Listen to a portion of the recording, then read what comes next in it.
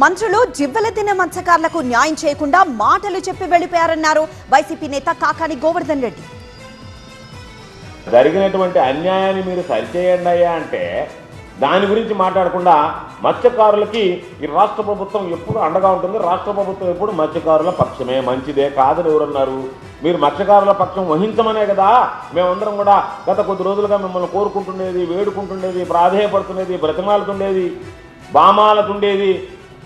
మీరు నాయన మత్స్యకారులకు అన్యాయం చేయవాకండి, మత్స్యకారుల పక్షాన నిలబడండి అని చెప్పని అడిగితే మేము మత్స్యకారుల పక్షమే అని చెప్పి వ్యవహారం చూస్తుంటే మాటలు పొల్లు చేష్టలు నీళ్ళు అన్నట్టుగా అర్థమైపోయింది. బోట్ల దొంగతనంపై మంత్రులు ఎలాంటి ప్రకటన చేయకపోవడం బాధాకరమన్నారు కాకాని గోవర్ధన్ రెడ్డి. తమిళనాడు బోట్లను వెనక్కి తీసుకురావాలని డిమాండ్ చేశారు ఆయన.